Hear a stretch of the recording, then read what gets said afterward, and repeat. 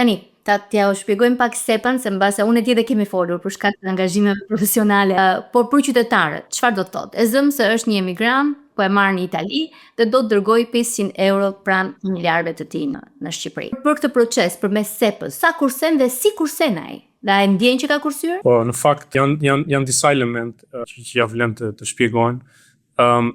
E para kur deri tani janë futur nga Ballkani Perëndimor 3 vende, Shqipëria, Malizi dhe Maqedonia e Veriut. Serbia pritet futet në maj dhe shpresojmë me 2 vende të tjera, Kosova dhe Bosnia, së shpejti. Kjo është hera e parë që shtetet që nuk ishin pjesë e Bashkimit Evropian ose pjesë e Unionit Ekonomik, siç është Zvicra ose Norvegjia, që lejohen të futen në këtë lloj unioni financiar, si mund ta themi. Hapa e parë ishte që shtetet në nivel makro të përshtatësin kuadrin ligjor. Hapi i dytë pastaj ishin të përshtatësin te standardet teknike, sidomos sektori privat, bankat dhe ofrues të tjerë. Kështu që ishte një proces rigoros. Deri tani, domethënë para se këto vende të futeshin në Bashkimin Evropian, ku një person dërgonte një transfer nga Shqipëria në Gjermani nëpërmjet bankës tyre, në background ishin disa procese që ndodhnin. Transferta kalonte nga 2-3 ose edhe më shumë banka, që i themi banka korrespondente ose ndërmjetësuese, që bënin procesin më të gjatë, më të shtrenjtë dhe sigurisht që dhe më të komplikuar në aspektin e dokumentacionit. Duke si pjesë e SEPA-s, duke qenë tani pjesë e një unioni me rregulla të harmonizuara, me standarde teknike të harmonizuara, këto banka ndërmjetësuese nuk ka nevojë të jenë pjesë e ekuacionit më. Dhe një bankë e Shqipërisë mund të kontaktojë ose të komunikojë direkt në mënyrë teknike me një bankë për shembull në Gjermani, duke shfrytzuar edhe lidhje nëpërmjet sistemeve panevropiane. Kjo nga aspekti bankave do të thotë simplifikim, do të thotë reduktim kostove. Dhe ky reduktim kostove sigurisht që përkthehet në reduktim kostove për një konsumator, individ ose biznes. Dhe kjo funksionon nga të dy anë. Për shembull, një konsumator ose biznes që dërgon një pagesë nga Shqipëria në mënyrë digjitale në një vend tjetër të SEPA-s, kryesisht të Bashkimit Evropian, ose ana sjelltas, për shembull nga Gjermania, Franca, Italia në Shqipëri. Dhe reduktimi që kemi parë deri tani në fakt ne mbledhim të dhënën si bankë botërore, sidomos për bizneset, ka qenë deri në 23 fish, ose në terma përqindje gati 96% ulje. Domethënë që është afër zeros kur e shikon në terma reale. Pra nëse nis 500 euro dërguesi, pala që i merr do marri 500 euro apo 495 ose 85? Pala që merr, domethënë pagesën do marri pak a shumë atë shumë, përveç asaj komisionit që thash që është domethënë 0.03% të vlerës, që është shumë më e vogël se sa ishte para. Më vogël nga tarifat e pashme. Kjo është besoj një arritje shumë e madhe për një vend si Shqipëria që siç tham përkthehet në benefite shumë konkrete për konsumatorit.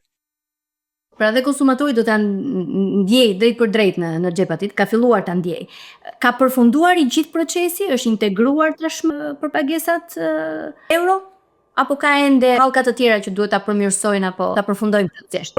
Të gjitha bankat në Shqipëri janë pjesë e sistemit ose unionit të SEPA-s. Ka disa ofrues jo bankar që janë akoma në proces integrimi. Siç e dim, 3-4 vite e fundit në Shqipëri është hapur shumë tregu dhe janë futur dhe aktorë të rinj inovator në ofrimin e pagesave, kështu që disa nga këta aktorë janë akoma në procesin e integrimit.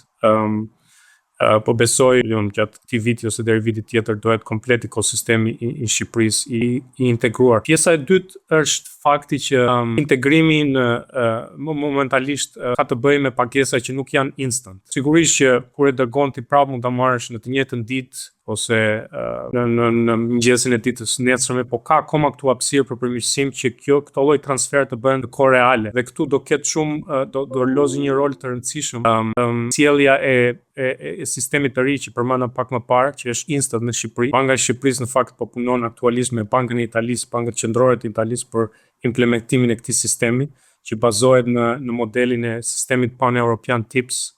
Kështu që duke operacionalizuar këtë sistem kombëtar, kjo pastaj do lejoj bankat që të shfrytëzojnë përmirësimet që do bëjnë ata në sistemet e tyre për të lejuar dhe transaksionet në kohë reale dhe në korridoret e SEPA-s. Kjo është përmirësimi i dytë që do shikojmë së shpejti. Po. Do të pyes pak më tej edhe për përmirësimin tjetër, edhe për atë kulturën e cashit përkundrejt digitalizimit, por para se të shkojmë aty, Holti, që t'ia sqarojmë edhe audiencës, ne këtë intervistë po e bëjmë nga Washington DC të dy dhe në një farë mënyrë po i drejtohemi për shumë arsye. Ky podcast, shumica e audiencës është këtu në Shtetet Bashkuara të Amerikës dhe pse i drejtohet gjithë diasporës kudo ku ndodhet nëpër botë. Por kjo vlen vetëm për vendet e Bashkimit Evropian. SEPA është e implementuar dhe integruar tashmë vetëm për dërgesat apo parat nga brenda Bashkimit Evropian dhe vendeve të Ballkanit Perëndimor. Nuk ka një marrëveshje të tillë ende për dërgesa nga Shtetet Bashkuara të Amerikës për shembull. Ka iniciativa të ngjashme? Po, është vërtet, kjo mbulon hapësirën evropiane, siç tham, vendet e Bashkimit Evropian, Ballkanin Perëndimor plus vendet që janë pjesë e tregut ekonomik evropian, siç është Zvicra, Norvegjia dhe vende tjera jo Bashkimit Evropian, po jo vende jashtë hapësirës evropiane. Tani për tani jo, por prap do insistoj te sistemi instant që përmenda pak më parë. Ajo do krijoj bazën pastaj që Shqipëria në një kohë të mëtejshme mund të krijoj komunikime bilaterale me çdo vend të botës. Kështu që i njëjti koncept, i njëjta logjik për pagesa shumë të lira, shumë efikase dhe eficiente që mund të lejojnë komunikimin direkt në një bankë në Shqipëri me një bankë të vendit tret, mund të krijohen. Kështu që tani për tani janë themelet e bazat që po hidhen në Shqipëri, kështu që shpresoj në 2-3 vitet e ardhshme që kjo logjik të aplikohet dhe jashtë Evropës. Unë tash në hyrje të bisedës sonë që një përllogaritje e Bankës së Shqipërisë flet për një përfitim deri në 130 milion euro nga aplikimi i SEPA-s për shqiptarët që dërgojnë pagesa të tilla. Ku shkojnë aktualisht këto 130 milion, nëse po e marrim të mirëqenë si shifër? Janë në tarifa, në komisione të fshehura? Ku janë to? Si përfitohen nëpër sistem? Ku shkojnë? Në fakt janë përfitim direkt të konsumatorit dhe të bizneseve, duke qenë se kosto e transfertave, siç tham, është reduktuar në mënyrë drastike, kështu që ato kursime sigurisht mbeten në xhepat e qytetarëve ose të bizneseve, ose mund të inkorporohen si pjesë e pagesës që dërgohet. Siç tham përpara, ato 500 euro që dërgoheshin përpara vetëm 480 shkonin për shembull. Tani do shkojnë 499, domethënë diferenca është e madhe, ose ato 19 euro mund të mbahen nga personi që dërgon. Kështu që kjo vlen dhe për konsumatorin dhe për biznesin. Kështu që këto përllogaritje janë në bazë të këtij ekuacioni.